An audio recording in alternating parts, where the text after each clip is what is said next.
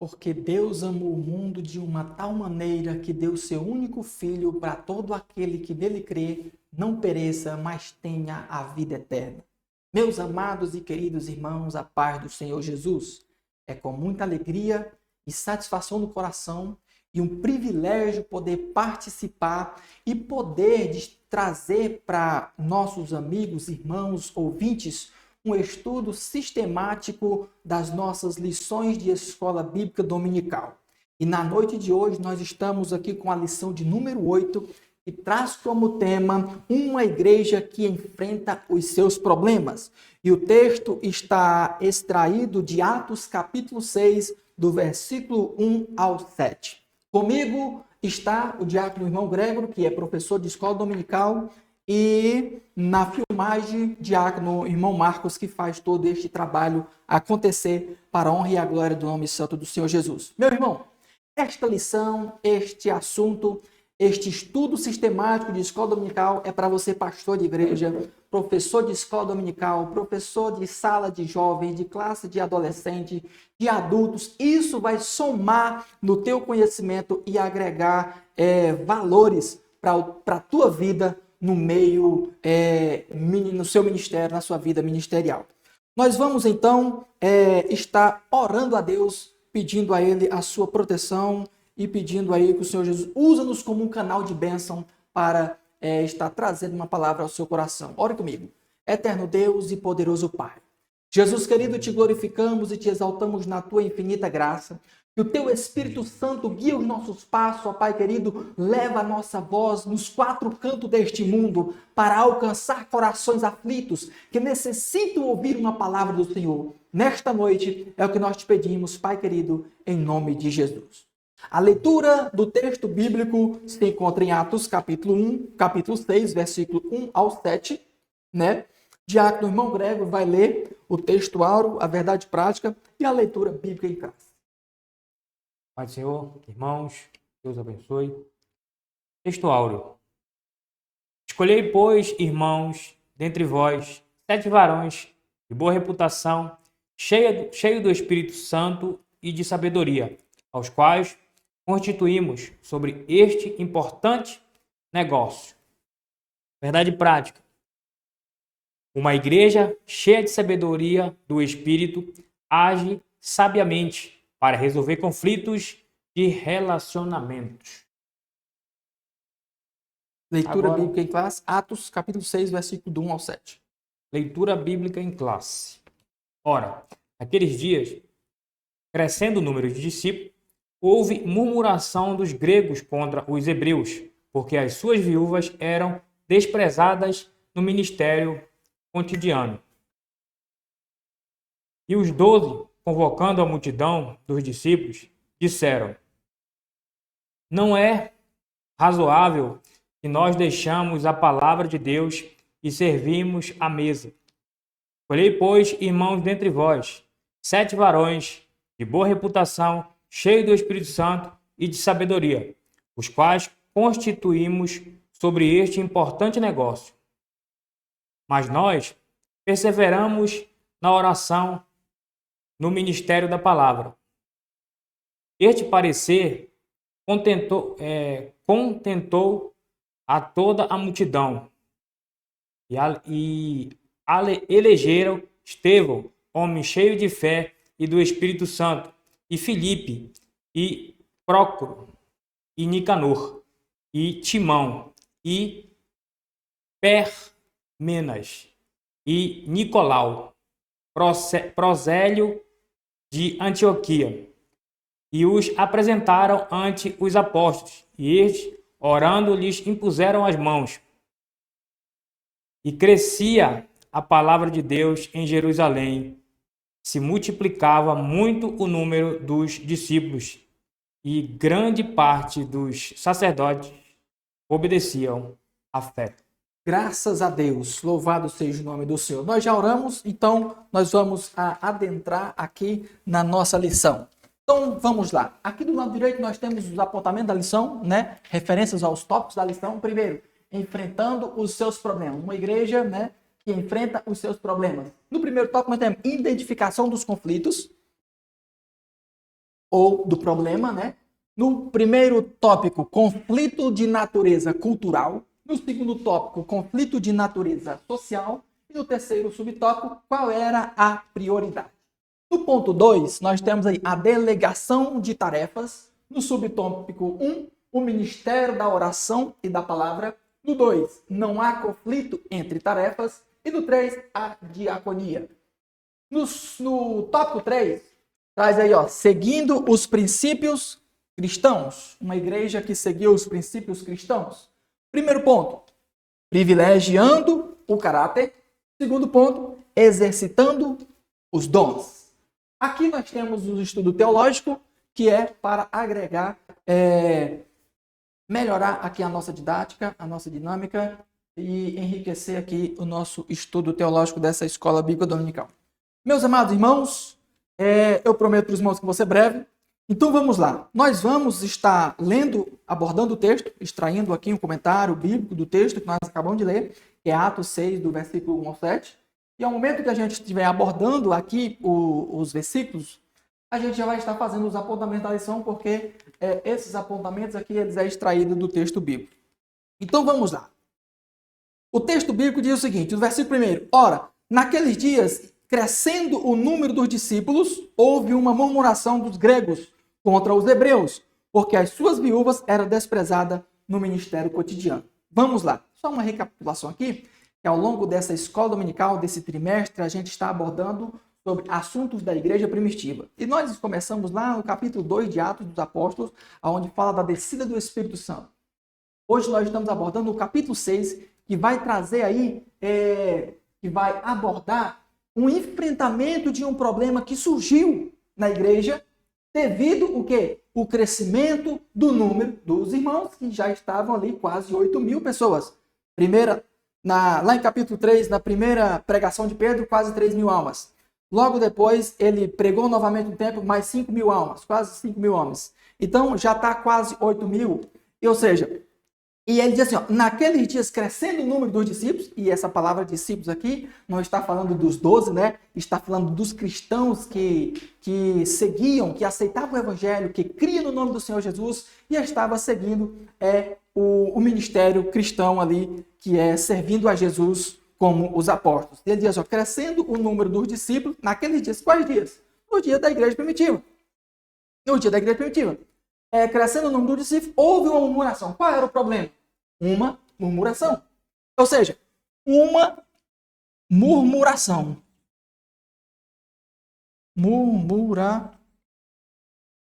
Esse aqui era o problema. Era a murmuração dos irmãos dos gregos contra os hebreus, porque suas viúvas eram desprezadas no ministério cotidiano. Aqui nós precisamos identificar quem são esses gregos que estão murmurando. Vamos lá.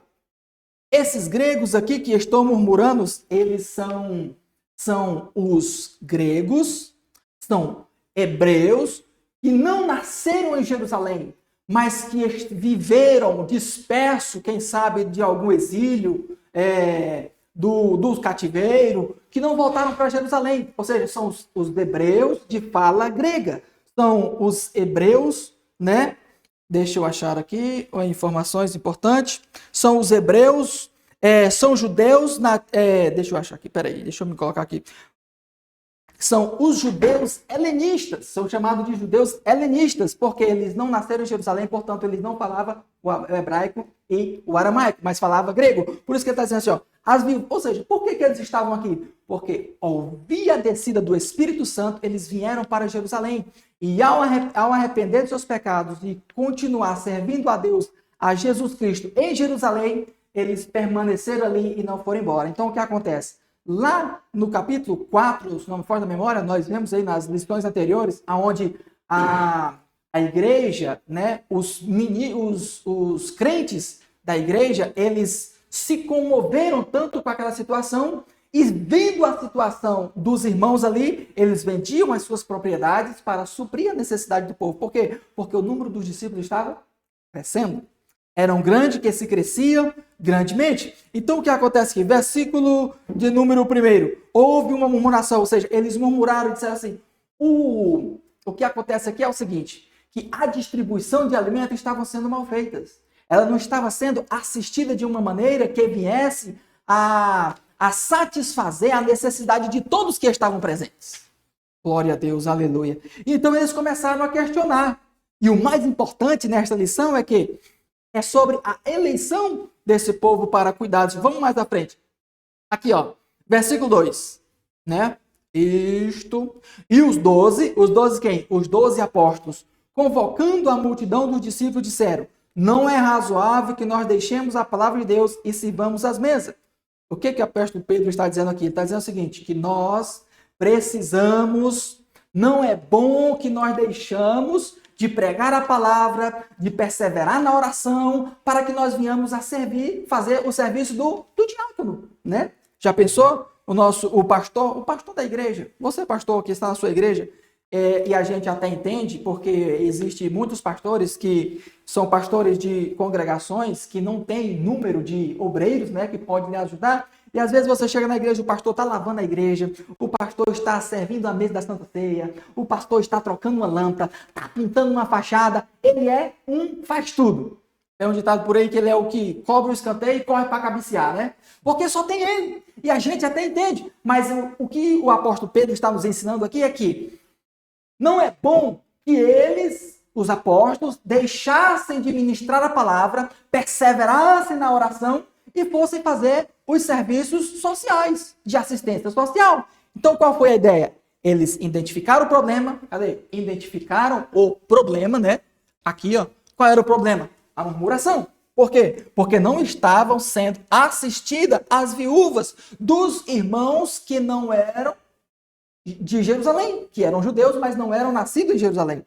Então, o que é que eles fizeram? Aqui, ó. E os 12, convocando a multidão dos discípulos, disseram: não é razoável. Primeiro, aqui é a primeira vez que os 12 se reúnem para fazer uma convenção.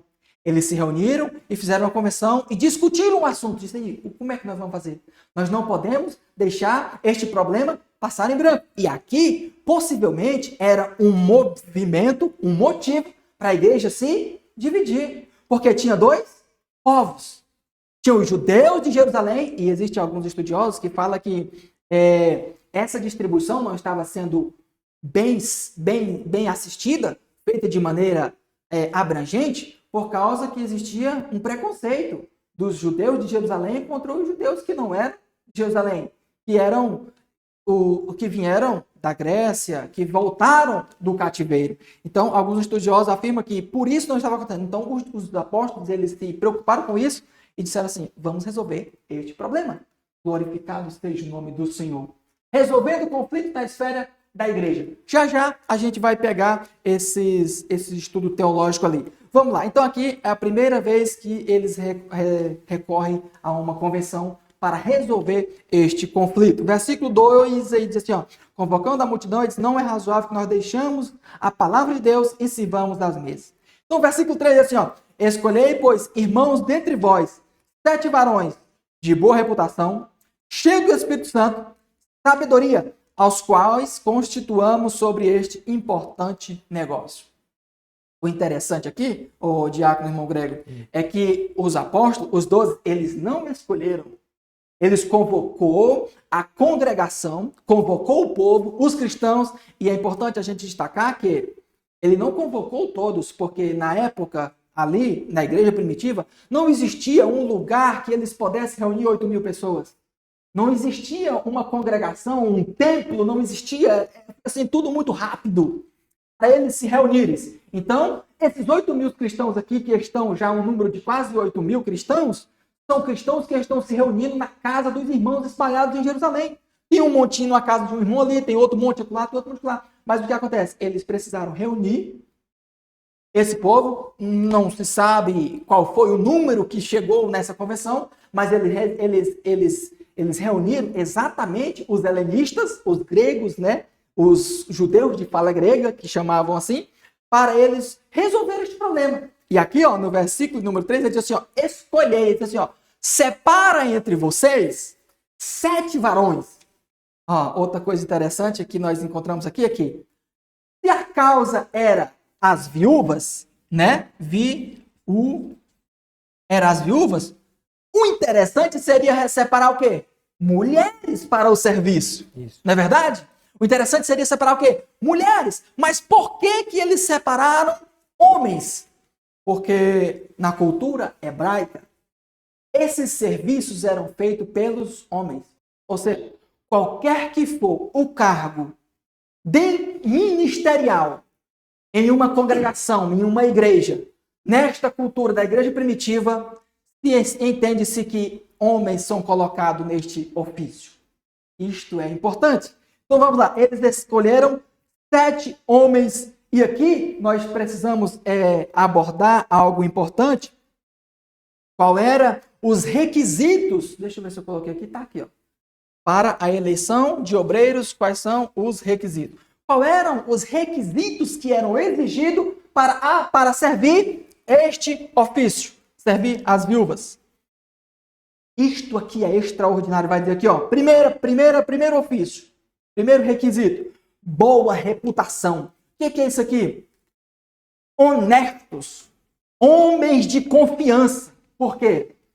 Lembra que eu falei na lição anterior e falei aqui no início também que os irmãos vendiam suas propriedades e traziam dinheiro para os apóstolos administrarem, e esse dinheiro era usado para manter a igreja ali, manter o povo. Então o que ele está dizendo? Precisamos de homens honestos de um caráter ilibado, homens de boa reputação, que o seu nome é limpo na praça, que vão administrar esses valores para levar os recursos às mulheres que estão necessitadas, as viúvas. Oh, glória a Deus! Louvado seja o nome do Senhor.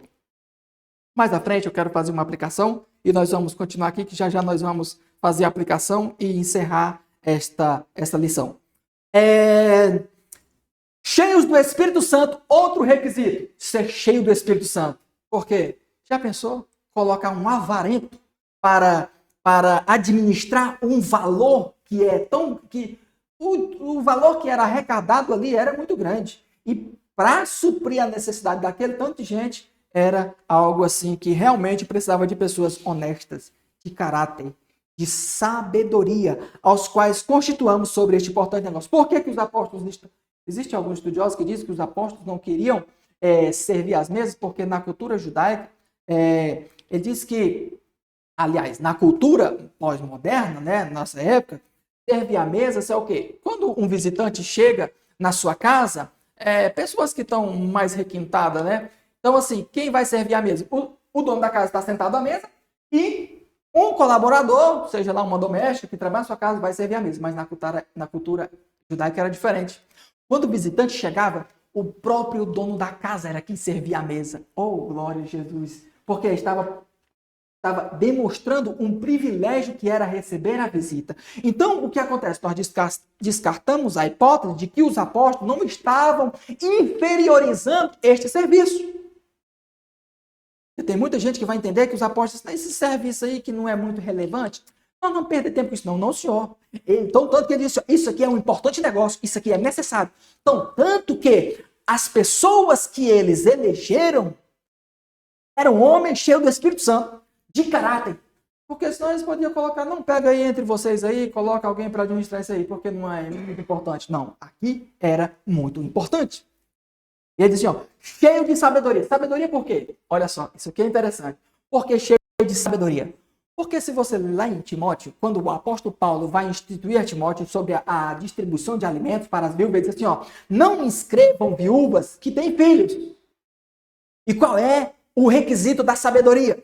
O diácono, o servo que foi eleito para servir as mesas aqui nesse serviço, ele tinha que ser inteligente e não sair distribuindo a cesta básica para qualquer um, para qualquer... Então, tanto que, voltando lá em Timóteo, quando Paulo escreve, diz assim, ó, mulheres que já foram viúvas, que já foram esposas de mais de um marido e que têm filhos, não escrevam elas.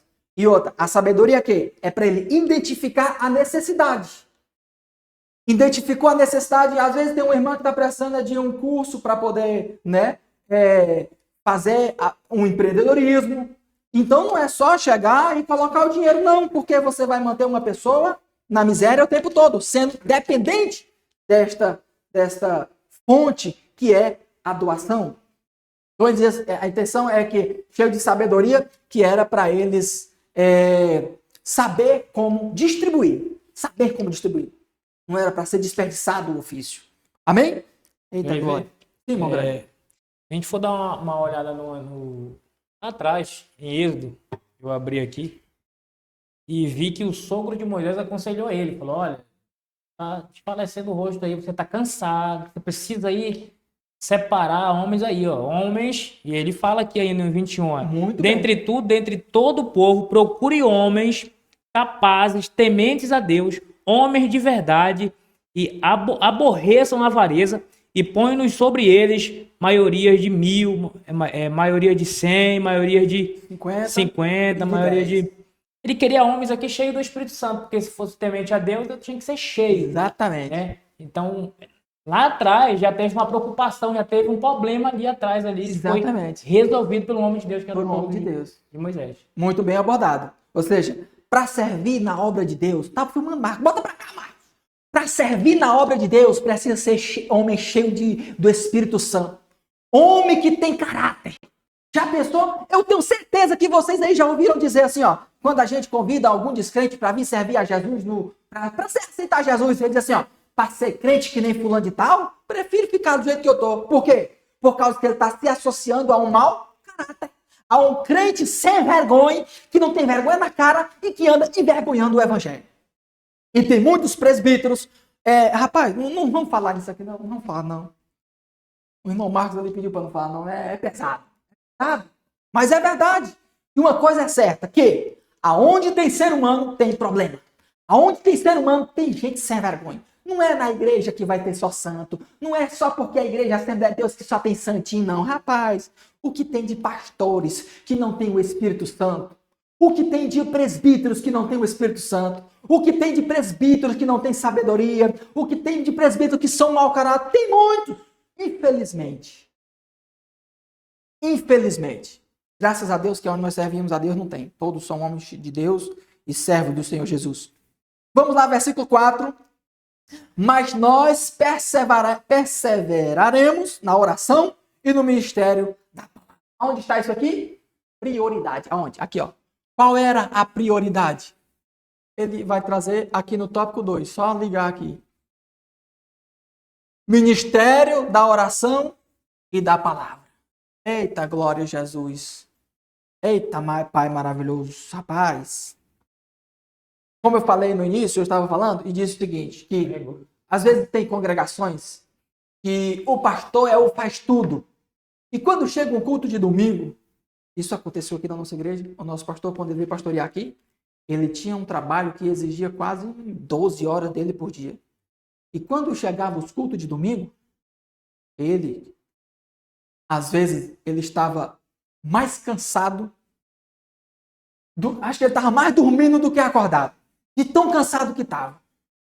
Mas graças a Deus, o Senhor Jesus nos deu condição para a igreja, para que ele ficasse apenas pelo serviço da oração e da palavra. Hoje, graças a Deus, nós temos um pastor que é dedicado à oração, dedicado à palavra, um homem de Deus de caráter, de sabedoria e cheio do Espírito Santo. Eita, glória a Deus. Uma igreja que tem um pastor cheio de sabedoria, cheio do Espírito Santo, de um caráter elevado, de, que mais? Honesto. Ah, rapaz, a igreja só cresce. Os obreiros são homens de Deus. Resolve bem os problemas da igreja. Resolve bem os problemas. Sabedoria. Ele vai ter sabedoria para administrar os problemas, para delegar funções. Foi o que eles fizeram aqui. Ele disse, rapaz, nós não podemos servir tudo. Vamos ter que colocar alguém para fazer algo aqui no nosso meio. Aleluia, louvado seja Deus. E este parecer contentou a toda a multidão e elegeram Estevão, homem cheio de fé e do Espírito Santo. Olha a característica do homem. Estevão, cheio de quê? Fé e cheios do Espírito Santo. Pastor, vocês que já colocaram pessoas para estar na direção de algum departamento, e você, às vezes, colocou a pessoa e quando olha lá na frente, o líder do departamento que você colocou, você olha para ele e diz, rapaz, se esse departamento depender desse líder aí, vai morrer. Por quê? Porque o cara está tão sem fé. Quer dizer, tudo que o pastor fala, vai dizer, pastor, não dá certo não, já tentei. Irmão, vamos fazer isso aqui, vamos fazer um movimento tal. Não, pastor, o povo não quer ir não, o povo não quer participar não. Rapaz, se com Estevão era diferente, cheio de fé, nós acreditamos. Lembra dos 12 espias que foram visitar a terra prometida?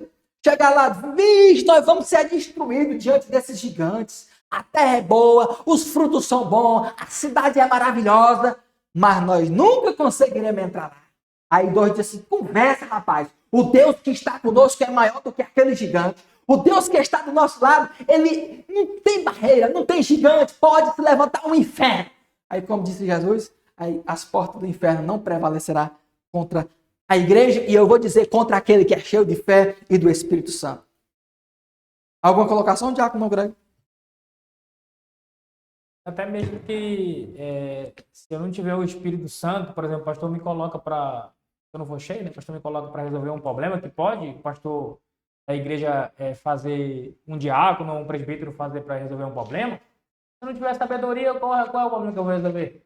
Vai criar um, né? Vai aumentar o problema. Eu posso falar alguma coisa para a pessoa que está com problema ali e vai machucar ele, ou então vai deixar ele em dúvida em alguma coisa. Então é melhor, antes de resolver o problema, ter uma experiência com Deus, assim, para que o problema seja resolvido. Abre aí. 1 Coríntios 6 e 5. Olha lá, ó, resolvendo conflitos na esfera da igreja. 1 Coríntios 6 e 5. Olha como o apóstolo Paulo vai abordar essa situação, resolvendo os conflitos na esfera da igreja. Olha lá. 6 e 5? 6 e 5, é. Leia do 6, do 4 até o 7. 1 Coríntios 6, versículo. Está aí, tá não? Aqui, ó. Isso, abre. Vai lá. Para vos envergonhar, Esse é o qual? Versículo 5? Leia do 4. Então, se tiverdes negócios em juízo, pertencentes a esta vida, podes... Tá ruim a luz aí? Lê na tua Bíblia aí. Peraí, deixa eu abrir aqui. Romanos. 1 Coríntios 6 e 4. E, assim, quando tendes negócio nesta vida para serem julgados, pondes na cadeia os que são de menos estima na igreja? Para vos envergonhar, digo, não há entre vós sábios, nem ainda um que possa julgar entre seus irmãos? Mas o irmão vai a juízo contra seu irmão, e isto perante infiéis. Na verdade, é já realmente uma falta entre vós, terdes demanda uns contra os outros. Por que não sofreis antes o dano? Sofreis antes a injustiça? Por que não sofreis antes o dano? Mas vós mesmos fazeis a injustiça e fazeis o dano. E isto aos irmãos. Olha isto. Paulo está dizendo o seguinte, que se teu irmão que te injustiçou, você se levanta contra ele e leva ele na justiça perante infiéis. Ele diz assim, ó, isso já é errado, você ter uma demanda contra seu irmão, porque ele mesmo vai dizer em outras passagens, amai-vos uns aos outros, suportai-vos uns aos outros em amor. Porque a maior pregação do evangelho é amar os nossos irmãos. Jesus disse, amai-vos uns aos outros como a si mesmo. Amar a Cristo sobre todas as coisas e o seu irmão como a si mesmo. Se você leva a mim na justiça perante infiéis, está dizendo, por que você não sofre a injustiça, então? Isso aqui é poderoso. Porque lá, aqui em 1 Coríntios, capítulo 13, se não me foge da memória, ele vai dizer que ao Senhor pertence a vingança. Você está se levantando para se vingar de mim. E ele diz assim, ó, por que você não sofre o dano? Sofre o prejuízo. Isso é melhor do que você envergonhar o evangelho. Levar o que tem de pastores, de crentes, em todo lugar nesta face da terra, que não tem o brilho do Espírito Santo, que não é cheio do Espírito Santo, que não tem sabedoria e que está contendendo contra o seu irmão. Não, eu quero que ele se ferre, eu vou meter ele na justiça, ele vai pagar por isso. Meu irmão, leia a Bíblia. Jesus, por meio do apóstolo Paulo, está dizendo: meu irmão, não leve o seu irmão na justiça perante infiéis. Será que no meio de vocês não tem sábio para julgar a causa? Se nós fosse passar a noite, se nós fosse falar isso aqui, nós ia passar a noite falando isso aqui. Olha lá, ó, pacificando todos os tipos de conflito. Aqui em Mateus 5:9, assim, ó, bem-aventurados os pacificadores, porque eles, eu não consigo finalizar o resto, não sei se é cheio de Deus, ou herdarão a terra, é uma coisa assim, né? Lá nas bem-aventuranças. Gentileza, paciência e habilidade para evitar conflitos, 2 Timóteo 2:24. Mas não vamos ler porque não vai dar tempo. Aí, não gosta do ciclano, porque Arrependimento, isso, muito bem. Muito bem colocado. Meu irmão, você está levando na justiça o teu irmão, você está contendendo contra o teu irmão que é filho do mesmo Deus, que estão caminhando para o mesmo céu. É por isso que eu digo que só não perdoa o irmão quem realmente nunca entendeu qual é o real significado do perdão. Vamos correr porque o tempo não espera. Vamos lá, nós paramos aqui, ó. E este parecer contendeu e elegeram Estevão, homem cheio de fé e do Espírito Santo. Então, tanto que no capítulo de número 7, nós estamos no capítulo 6, e lá no capítulo 7, o protagonista do capítulo 7 é quem? Estevão. E nós vamos assistir isso na lição que vem, da semana que vem. Deixa para próxima. Filipe, Prócoro, Nicanor, Timão, Pármenas e Nicolau, prosélito de Antioquia. Vamos lá, aqui ó. O interessante, presbítero, é o diácono grego. Estou te dizendo que é presbítero. Eita, glória a Jesus. Diácono grego. Olha só os nomes. Estevão, nome grego. Filipe, nome grego. Prócoro, grego. Ou seja, todos os nomes dos 7 que foram apresentados aqui eram homens gregos. O que é isso aqui? Ou seja, levantaram uma murmuração. E do meio desse povo que levantou a murmuração, os apóstolos disseram: no meio de vocês, escolham 7 para servir neste negócio. Ou seja, Pedro e os 12 apóstolos, os 12, Pedro e os 11, né? Os 12 todos no total, eles elegeram 7 diáconos. Pelo número de 7, a gente não faz ideia por que 7, por que não mais. Muitos estudiosos falam por causa do número da perfeição, né? E são ramificações que a gente pode interpretar assim. Mas os nomes, eles foram homens gregos do meio do povo grego. Esses homens aqui, eles não eram judeus nascidos em Jerusalém. Eles eram helenistas. Ou seja, o povo levantou a murmuração. Do meio do povo que levantou a murmuração, Pedro disse: traga os 7, cheio do Espírito Santo. Aí trouxeram esses 7 homens aqui. Ele disse: esses 7 homens vão sair. Ou seja, o próprio povo disse: agora não tem mais problema. Porque se não forem bem assistidos, quem foi? Foi os parentes de vocês que não fizeram direito. Eita, glória a Jesus, isso aqui foi inteligente, ó. Isso aqui foi muito inteligente da parte dos apóstolos. Vamos lá. Filipe, um evangelista que é protagonista do capítulo de número 8 de Atos, vai falar sobre Filipe. Agora aqui, ó, Prócoro, Nicanor, Timão e Pármenas, não se sabe nada sobre esse povo, não se sabe nada sobre esses diáconos, assim, nem na Bíblia e nem na história, não sabe o que sucedeu com ele. Agora, Nicolau, prosélito de Antioquia, essa palavra prosélito é alguém que é um gentil que se tornou judeu através da circuncisão. Ou seja, ele queria ser judeu, ele era gentil, mas ele queria ser judeu. O que ele fez? Ele foi lá e se circuncidou. Interessante é que lá em Apocalipse, sobre acho que é no capítulo 3, quando Jesus vai falar sobre a igreja, ele diz, uma igreja lá, eu não me recordo qual era a igreja, ele diz assim, ó, aqueles que querem ser judeus e não são, mas mentem, é da sinagoga de Satanás, e por isso, alguns vão dizer que esse Nicolau aqui, ele se desviou posteriormente, porque ele aparece em Apocalipse também, como a seita dos nicolaítas. Isso aqui é interessante. Só que não há uma veracidade sobre este fato. Então, muitos acreditam que seja, até porque tem uns que falam que aquela seita dos nicolaítas era de Nicodemos, mas não tem nada a ver, não era de Nicodemos, né? Estudos provam que não era sobre Nicodemos, que era o protagonista daquela seita dos nicolaítas que aparece lá em Apocalipse. Mas alguns estudiosos afirmam que era Nicolau, e a gente espera que não seja, porque aqui ele aparece como um homem cheio de Deus. Se ele fosse esse homem que aparece lá com a seita dos nicolaítas em Apocalipse, ou seja, um homem de Deus que se desviou. Mas a gente não tem certeza, não se sabe se isso é verdade. São só especulações, né, de estudiosos e arqueologia e historiadores e etc. Vamos lá. Prosélito de Antioquia. Prosélito nós já falamos que é o judeu que aliás, gentil que se tornou judeu através da circuncisão. Para nós finalizar, aqui ó, e apresentaram ante os apóstolos, e estes, orando-lhes, expuseram as mãos. A imposição de mãos, ela acontece segundo, deixa eu colocar aqui, a imposição de mãos, né? Aqui, a imposição de mãos. Deixa eu ver se eu coloquei, foi aqui na revista. Aleluia, louvado a importância. Aqui, no livro de apoio. A imposição de mãos. Só há 2 tipos de imposição de mãos no Novo Testamento. É aqui quando eles vão eleger os diáconos e lá em Atos capítulo 12, na eleição dos presbíteros. O que é a imposição de mãos? Imposição de mãos é transferência de autoridade. Ou seja, os apóstolos impuseram as mãos sobre os diáconos e nós transferimos a responsabilidade.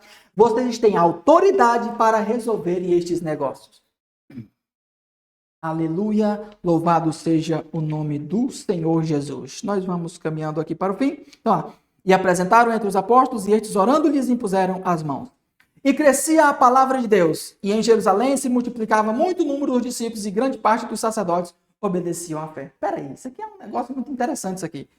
E crescia a palavra de Deus. Como assim crescia a palavra de Deus? Ué, a palavra de Deus crescendo agora? Aí vem a pergunta, como é que funciona esse negócio de crescer, do verbo crescer, a palavra de Deus? Não é que a palavra de Deus crescia, mas o número de pessoas que criam no Evangelho cresciam. E se automaticamente o número de pessoas que criam no Evangelho, eles vinham para Cristo, eles vinham através de quê?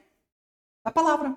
Então ele está dizendo o quê? Que a palavra crescia o número daqueles que acrescentavam, que aceitavam a fé. Louvado seja Deus, porque eles vinham crendo na palavra. E o interessante que acontece aqui no versículo 7, diz assim, ó, e em Jerusalém se multiplicava o número dos discípulos. Outra vez que aparece o número de discípulos, mas não está falando dos 12, está falando dos convertidos. Dos convertidos, os irmãos, judeus, toda aquela galera que apareceram ali e se converteram a Cristo, são apresentados aqui como discípulos, no versículo número... E ainda vai dizer mais aqui, ó, e grande parte dos sacerdotes obedecia à fé. Isso aqui é importante, maravilhoso. Por quê? Porque esses próprios sacerdotes, sabemos que o corpo sacerdotal era composto por 70 anciões, e entre eles se destacavam entre judeus e gentios, ou fariseus, melhor dizendo. Então, o que acontece? Devido a esses fatos aqui, o evangelho está crescendo, a igreja estava, digamos assim, bombando, né? E o número de pessoas se convertendo ao evangelho de Cristo, muitos desses homens que eram autoridades e que inclusive prenderam Pedro e João lá no capítulo 3 de Atos, eles se converteram ao evangelho. Está dizendo aqui, ó, e grande parte dos sacerdotes obedeciam à fé.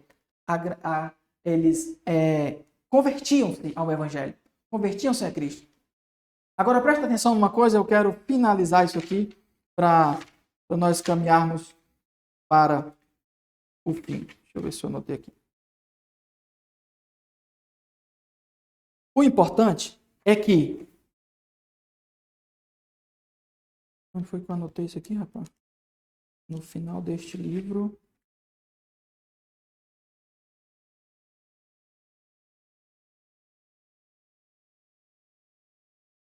Aqui, sobre essa parte aqui, ó, é exatamente aqui. A importância, aonde eu coloquei, para eleição de obreiro. A gente tem aqui os apontamentos, aqui a gente não vai mais ler porque o tempo já não dá, mas eu quero dizer para você, ó, nós lemos isso aqui, 2 Timóteo, agora, servindo uns aos outros para prevenir conflitos, Gálatas 5:13, que é servir com amor, mais ou menos assim, e o valor de sábios conselhos na solução de conflitos. Leia lá Provérbios 3 e 10, e você nunca mais irá contender contra o seu irmão. Porque... Cadê? Provérbios... Não, Gálatas aqui, ó, lembrei aqui, ó. Servindo uns aos outros para prevenir conflitos. Gálatas 5:13 assim, ó. Não é bom que o servo do Senhor venha contender. Ou seja, evite o homem contencioso. Se alguém está contendendo com você, evite. Aí é que ele aparece aqui, ó, esses conselhos de Salomão. Aí vai dizer assim, ó, repreende o tolo e ele se voltará contra você, mas dá instrução ao sábio e ele crescerá em entendimento. Aleluia, louvado seja. Cadê? O que eu quero aqui para nós finalizar. Para a eleição de obreiros, quais são os requisitos? Meus irmãos e irmãos, pastores, quando colocarem, olha que eu nem sou pastor, mas não precisa de ser para a gente aprender a palavra de Deus. Porque ela está, graças a Deus, disponível a qualquer um.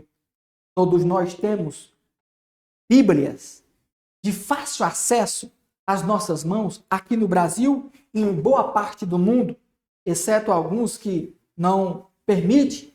Mas, falando aqui, nosso idioma português, onde abrange todo esse idioma, mais 7 países falam português, né? Nesse continente nosso. Quais são os requisitos observados para eleger líderes de senhoras, líderes de varões, de jovens, crianças, adolescentes? Quais são? É Atos, capítulo de número 6, versículo de número 4. O mesmo que, ó, homens cheios de sabedoria, homens cheios do Espírito Santo. É isso que precisa. O que tem, meu Deus do céu? Tem uma galera que tem um povo aí, uns crentes por aí, de igrejas por aí, e a gente não está aqui criticando pessoas, mas estamos criticando ideias. Nós não estamos aqui debatendo contra pessoas, de maneira nenhuma. Nós estamos aqui criticando ideias que não somam para o crescimento da igreja e do evangelho. E com amor, para que a obra de Deus se expanda e cresça, e que alcance pessoas que estão em lugares remotos do nosso país, e seja lá de onde for. Colocar pessoas que não têm preparo espiritual na direção de trabalho vai afundar o trabalho. Colocar pastores sem sabedoria para dirigir um povo, ele vai afundar o trabalho. Isso é óbvio. Nem precisa ser pastor para saber disso aqui, nem teólogo para saber disso aqui. Como é que eu vou colocar um motorista de carro para pilotar um jato? Vai sair do lugar? Não tem como. Tem que ser cheio do Espírito Santo. Tem que buscar, tem que se prostrar na presença de Deus. Vamos lá. Cadê? A imposição de mão apostólica. Isso aqui eu quero abordar isso aqui, porque isso aqui tem uma galera aí que confundindo as bolas. Vamos lá. Ó. Na sucessão apostólica, na Bíblia, na sucessão apostólica na Bíblia, o número dos apóstolos era apenas 12.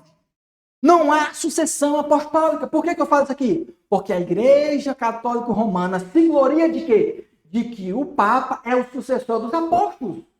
Eles vão dizer que Pedro impôs a mão sobre fulano de tal, que ciclano de tal passou para ciclano, que passou para o Beltrano, que veio aí o Papa Francisco, e agora é esse Papa aí. Que papo furado é esse?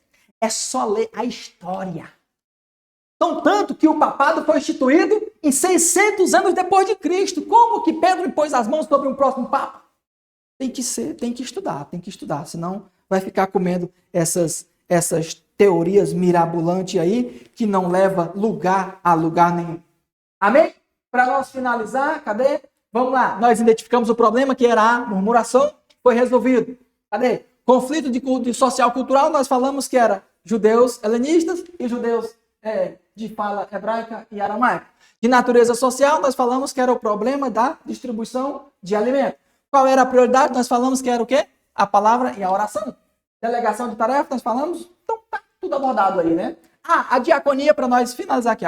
A palavra diaconia, ela não aparece na Bíblia, mas vem através do verbo que é servir. Diácono significa servir. Eita, glória a Jesus. Quer ser diácono?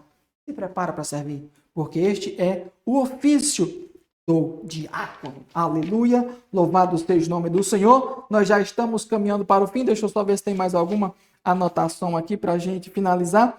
A importância de eleger pessoas qualificadas. O requerimento é o mesmo. Bom caráter e cheio do Espírito Santo de Deus. Aleluia. Glória a Deus. Só para nós finalizar aqui, a sinopse do tópico 3 diz o seguinte: a escolha dos diáconos seguiu critérios espirituais, destacando caráter, fé, compromisso cristão e fervor espiritual. Oh, glória a Jesus! Os pastores de igreja que servem a Deus e na hora de instituir pessoas no cargo, observarem esses requisitos aqui, tenho certeza, pastor, eu lhe garanto e lhe confio de que se essas pessoas que você está recrutando para este ofício tiverem esses requisitos aqui, pode descansar, pode ficar tranquilo que a obra vai andar, porque é o Espírito Santo que vai direcionar esse trabalho. Meus amados e queridos irmãos, eu agradeço a Deus pela oportunidade, em nome do Senhor Jesus, todos vocês que se fizeram presente e todos vocês que irão assistir esse vídeo, seja qual dia que for, eu digo uma coisa para você, este estudo teológico, ele vai falar no teu coração, seja qual for o momento, seja qual for o lugar, seja qual for o horário, não importa. O que importa é que você vai ser edificado pela palavra do Senhor Jesus. Já que o irmão Greg ora, agradecendo a Deus, e nós já vamos encerrar. Pode orar.